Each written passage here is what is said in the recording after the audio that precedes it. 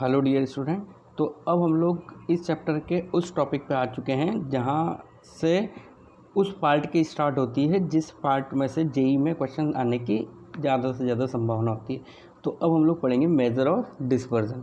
तो इसके अंदर हम लोग देखेंगे रेंज, मीन डेविएशन और वेरिएंस, स्टैंडर्ड डेविएशन। अब जैसा कि तुम्हें ये नाम दिख रहा है, variance, standard deviation, mean deviation, यही वर्ड्स जेई में आए हुए मैक्सिमम क्वेश्चंस के अंदर दिखाई देते हैं। तो यही सब हम इसके अंदर पढ़ने जा रहे हैं। तो मेजर ऑफ डिस्पर्जन क्या होता है, पहले सबसे पहले हम लोग वो देख लेते हैं। The dispersion of a statistical.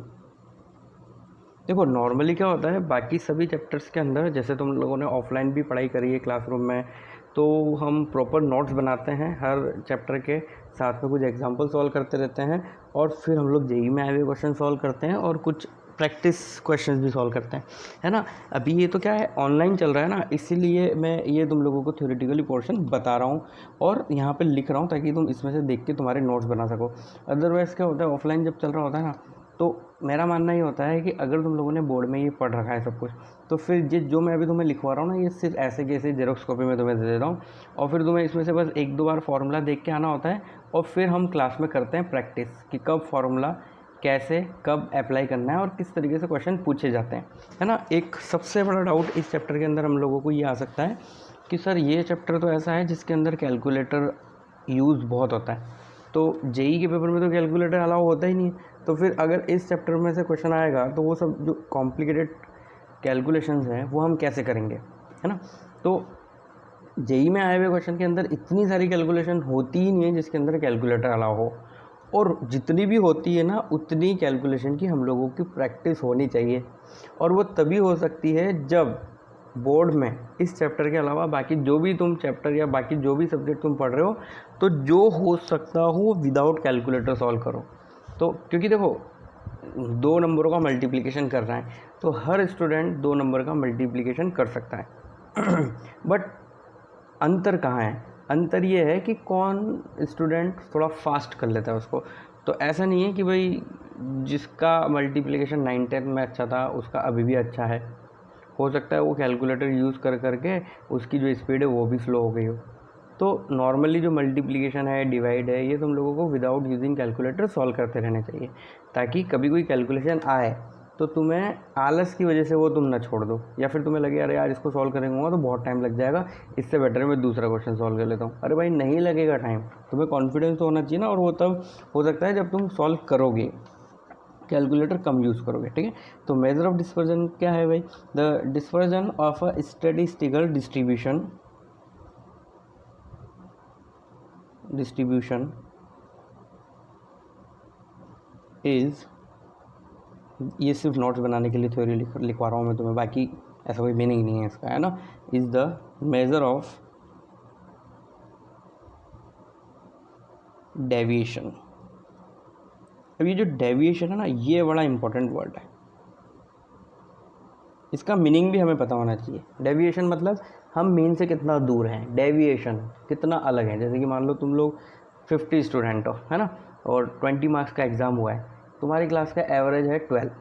अब मान लो किसी स्टूडेंट के 10 मार्क्स है, तो डिस्पर्जन यहाँ पे डेविएशन कितना हुआ, 2 का, मतलब वो एवरेज से कितना दूर है, 2। किसी स्टूडेंट के 15 मार्क्स है तो वो 3 डिस्टेंस पर है, किसी स्टूडेंट के 20 मार्क्स है तो डिस्पर्जन डेविएशन जो है उसका क्या हो जाएगा, 8। डेविएशन मतलब मीन से वो कितना दूर है।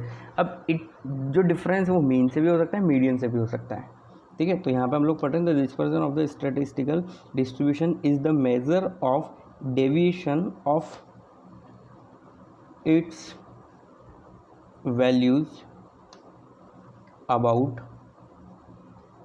their average। अब यहाँ पे जो ये एवरेज वर्ड यूज़ हुआ है ना, एवरेज मतलब सेंट्रल वैल्यू के लिए यूज़ हुआ है। सेंट्रल मैंने बोला ना, it can be mean, it can be mod, it can be mean mod median, तीनों में से कुछ भी हो सकता है, central value.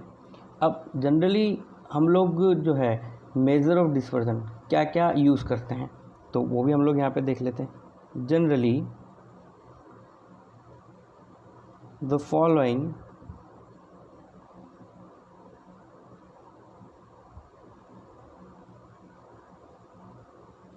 Generally the following measures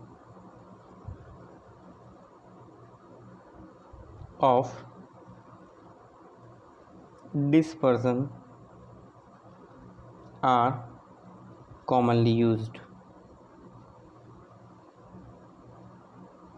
I think तुम्हें अभी कुछ देर पहले मैंने एक बात बोली थी कि ये थ्योरेटिकली नोट्स वैसे तुम्हारे पास हो तो मुझे बेटर रहता है, ताकि मैथ्स में ऐसी फीलिंग ना आए कि थ्योरी क्या चल रही है, ठीक है। तो देखो सिंपल सी बात है, it is an idea of differentiate of different values from the average value. मैंने बताया ना तुम्हें, तुम्हारी क्लास का एवरेज कितना है 12, किसी स्टूडेंट के 15 मार्क्स है तो वो कितना दूर है, कितना डेविएशन है, तो 15 मार्क्स वाले का 3 है, 16 मार्क्स वाले का 4 है, ऐसे मतलब जो होता है। तो इसके अंदर हम लोग क्या क्या यूज़ करते हैं, जनरली द फॉलोइंग मेजर। तो क्या क्या फॉलोइंग मेजर्स हम लोग देखते हैं इसके अंदर। फर्स्ट हम लोग देखते हैं रेंज, सेकंड हम लोग देख लेते हैं मीन डेविएशन, और थर्ड जो हम लोग देखते हैं वो देखते हैं वेरिएंस। और ये वेरिएंस का स्क्वायर रूट अगर कर दो तो वही स्टैंडर्ड डेविएशन होता है। तो वेरिएंस एंड स्टैंडर्ड डेविएशन, ठीक है। अब वन बाय वन हम रेंज, मीन डेविएशन, अब mean deviation about mean deviation about median, और फिर हम लोग लास्ट में देखेंगे वेरिएंस एंड स्टैंडर्ड डेविएशन। तो सबसे पहले हम लोग किसके बारे में देख लेते हैं, रेंज के बारे में। तो फर्स्ट है हम लोगों का टॉपिक रेंज। तो देखो रेंज क्या होता है, the difference between the greatest and the least value of variate of the distribution are called the range of the distribution. जैसे कि मान लो मैंने तुम्हें कुछ डेटा दिए 10, 8, 12, 11, 14, 9, 6। अब मैं जितने भी नंबर्स बोला ना उसमें सबसे छोटा नंबर क्या था 6, सबसे बड़ा नंबर क्या था 14। अब इनका जो डिफरेंस होता है वही क्या होती है, रेंज।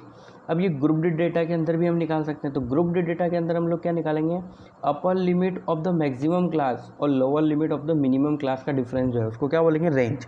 अब ये तो हम लोगों ने समझ लिया 2 मिनट के अंदर, है ना, बोलने में। अब हम इसको लिख के देख लेते हैं। तो ये क्या होता है भाई, the difference between the greatest and least value of variate मतलब जैसे कि तुम लोगों की क्लास में अलग अलग स्टूडेंट्स के आए हुए अलग अलग marks, of a distribution are called range। वही मैक्सिमम और मिनिमम का डिफरेंस निकालो, range of that distribution, simple, ठीक है। If the distribution is grouped distribution, तो जैसे कि ये तो हो गया अनग्रुप्ड डेटा के लिए। अगर मान लो कोई तुमसे बोलता है कि भाई ग्रुप्ड डेटा है, ग्रुप्ड डिस्ट्रीब्यूशन है, तो ग्रुप्ड डिस्ट्रीब्यूशन के अंदर अगर हम लोगों को किसी ने बोला रेंज निकालो तो वो क्या होगा, तो हम देख सकते हैं if the distribution is grouped distribution then its range is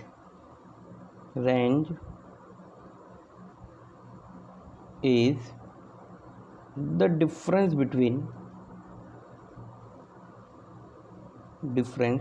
between upper limit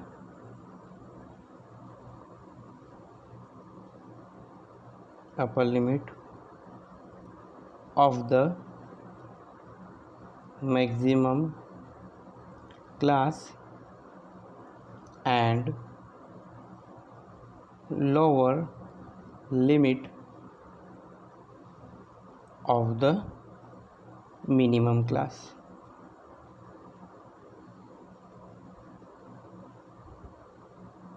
ठीक है। तो अगर ग्रुप डिस्ट्रीब्यूशन होता है जो जैसे कि इसमें क्या होता है 0 से 10, फिर 10 से 20, 20 से 30, तो मैक्सिमम जो है सबसे बड़ा जो क्लास है उसका बड़ी वैल्यू, जैसे यहाँ पे क्या लिखा हुआ है, maximum class and lower limit of the minimum class, minimum class की लोअर लिमिट और अपर लिमिट निकाल लो मैक्सिमम क्लास की, तो उनका जो डिफरेंस होगा उसको हम क्या बोलेंगे, रेंज। ऑल्सो यहाँ पे एक और वर्ड यूज़ होता है कोफिशिएंट, उसको बोलते हैं हम लोग कोफिशिएंट ऑफ रेंज। याद रखने वाली बातें ये सब। कोफिशिएंट ऑफ रेंज क्या होता है भाई? तो कोफिशिएंट ऑफ रेंज का फॉर्मूला होता है difference of extreme values,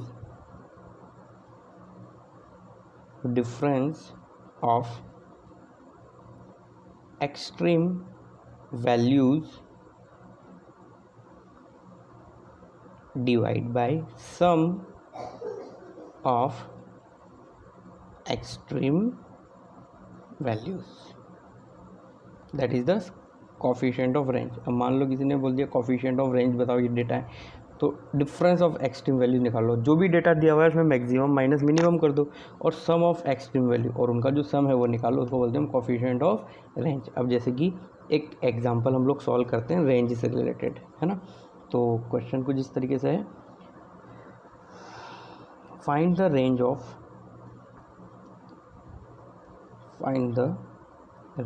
of following numbers या फॉलोइंग डिस्ट्रीब्यूशन।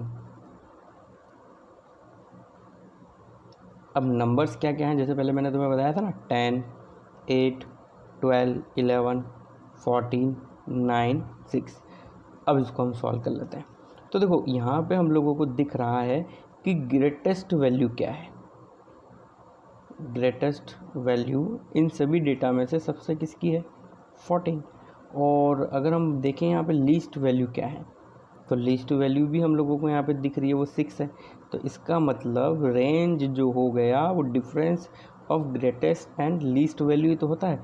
तो 14 - 6 हम लोगों को क्या मिल जाएगा? 8, and that is the range of given distribution, या फिर गिवन नंबर्स हम लोग बोल सकते हैं, ठीक है। तो अब आ जाते हैं हम लोग हमारे वेरी मोस्ट इम्पॉर्टेंट टॉपिक पे, जिससे रिलेटेड क्वेश्चंस बनते हैं, मीन डेविएशन। मीन डेविएशन, तो ये सब थ्योरेटिकल पार्ट हम लोग पढ़ लेते हैं, नोट्स बना लेते हैं, फिर जब क्वेश्चन सॉल्व करेंगे तो मेन हम लोगों को पता लग जाएगा कि कितनी बार जेई में आए हुए क्वेश्चन के अंदर ये मीन डेविएशन का फॉर्मूला यूज़ होता है। तो मीन डेविएशन होता क्या है उसको समझने के लिए पहले हम उसको डिफाइन कर लेते हैं। The mean deviation of a distribution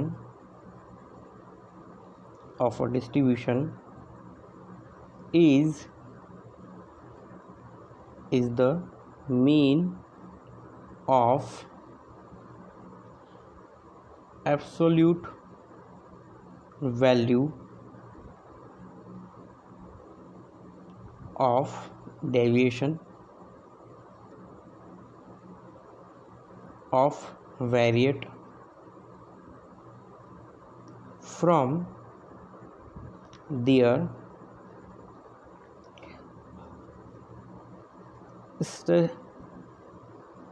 statistical average। अब वो क्या क्या हो सकता है?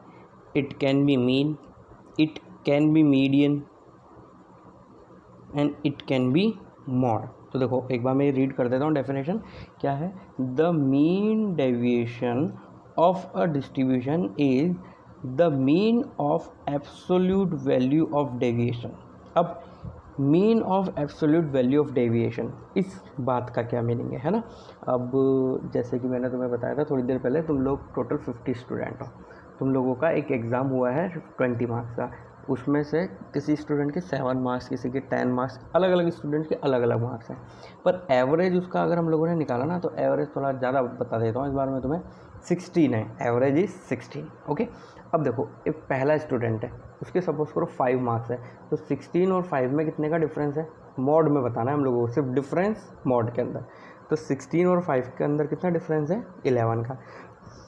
मान लो किसी स्टूडेंट के अंदर के 6 मार्क्स है, तो उसका कितना डिफरेंस है? 10। मान लो किसी स्टूडेंट के 9 मार्क्स है, तो उसका कितना डिफरेंस है? 7। तो ये जो डिफरेंस आ रहा है ना मीन से, तो ये सभी डिफरेंस निकाल के रखते जाओ, लिखते जाओ। फिर क्या करो, लास्ट में इन सबको ऐड करो और जितने नंबर ऑफ स्टूडेंट है उससे डिवाइड कर दो। तो जो वैल्यू निकल के आएगी उसी को हम लोग बोलते हैं मीन डेविएशन। अब यहाँ पे ये जो बोला है ना स्टैटिस्टिकल एवरेज, तो अभी मैंने तुम्हें मीन के थ्रू बताया है। मीडियम निकाल के हम उससे डिफरेंस निकाल के जो जो नंबर आएंगे उनका भी मीन निकाल सकते हैं। मोड से डिफरेंस निकाल के सभी नंबर्स का भी हम मीन निकाल सकते हैं, है ना। तो ये मीन, मीडियन, मोड के लिए अलग अलग होता है। तो हम लोग देख लेते हैं, जनरल फॉर्मूला इसका बनाने का ट्राई करते हैं।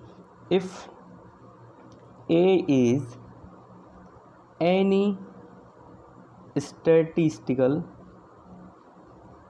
एवरेज, मतलब ए एनी स्टैटिस्टिकल नंबर, इस एवरेज मतलब A can be mean, A can be median, A can be mode. अब कैसे पता लगेगा कि ये मीन है, मीडियन है, मॉड है? तो जब क्वेश्चन पूछा जाता है ना, तो उसमें दिया होता है साहब, find the mean deviation about mean, find the mean deviation about median, find the mean deviation about mod. Okay, तो हम ए मान के चलते हैं, दिया होगा मीन तो ए बराबर एक्स बार ले लेंगे, और अगर मान लो बोलेगा अबाउट द मीडियन निकालो तो A is equal to capital M ले लेंगे, है ना। तो मीन डेविएशन का फॉर्मूला क्या होता है ग्रुप्ड डिस्ट्रीब्यूशन के लिए? Mean, yes, A is any statistical average of distribution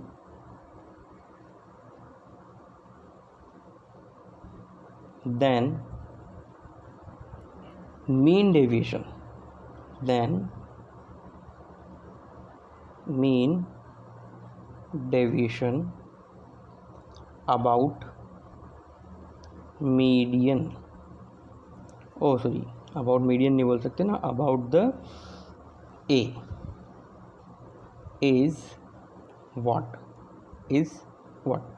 तो यहाँ पे होता है mean deviation is equal to, mean deviation के लिए हम लोग फॉर्मूला यूज़ करते हैं समीशन। अब मैंने क्या बोला था तुम्हें, जो भी डेटा हैं उन सब का ए से डिफरेंस निकालो। पहला डेटा माइनस ए, दूसरा data minus A can be mean, mod, median, फिर उनको मॉड करो और समीशन कर दो, मतलब सभी के डिफरेंस का एडिशन कर दो। आई इज इक्वल टू 1 से n, अगर total number of element n है तो, और डिवाइड किससे कर दो, n से।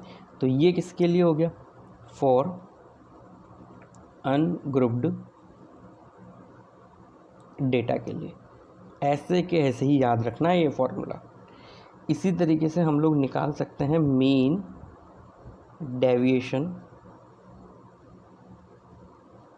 For frequency distribution, for frequency distribution, जिसके अंदर एक्स आई के साथ एफ आई भी हो, x1 हो, f1 हो, हर डेटा के बारे में इंफॉर्मेशन हो कि वो कितनी बार आया।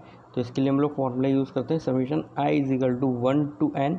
तो देखो करेंगे तो हम वही xi माइनस ए, बस ये जो f है ना, ये इसको यहाँ पे मल्टीप्लाई करते चलेंगे हम। डिफरेंस आया उसको उसकी फ्रीक्वेंसी से मल्टीप्लाई किया, डिवाइड बाय n। अगर तुम ध्यान से देखोगे ना तो ये मीनिंग वही है। जैसे कि सपोज़ करो कोई डेटा x1 x2 एक जैसा है, 2 2 है, तो उसको मैं क्या करूँगा 2 माइनस है 2 माइनस है 2 बार लिखूँगा ना। अब मान लो मुझे उसकी फ्रीक्वेंसी पता है तो मैं 2 से मल्टीप्लाई करके एक ही बार लिख दूँगा। एक ही नंबर को 2 बार ऐड करना, a प्लस ए लिखना या 2a लिखना एक ही बात होती है ना, ऐसे। So we can remember one point also, mean deviation is minimum when it taken about the median. Okay, तो जब हम मीडियन के अबाउट मीन डेविएशन लेते हैं तो वो मिनिमम आता है। तो एक नोट करने वाली बात यहाँ पे हम लोग देख लेते हैं, mean deviation is minimum when it taken about median। ठीक है, तो ये अभी तक हम लोगों ने इसके बारे में थोड़ा बहुत पढ़ा है कि भाई होता क्या है ये। अब इसका जो एग्जाम्पल है वो हम लोग जस्ट नेक्स्ट लेक्चर के स्टार्टिंग में ही सॉल्व करेंगे। अब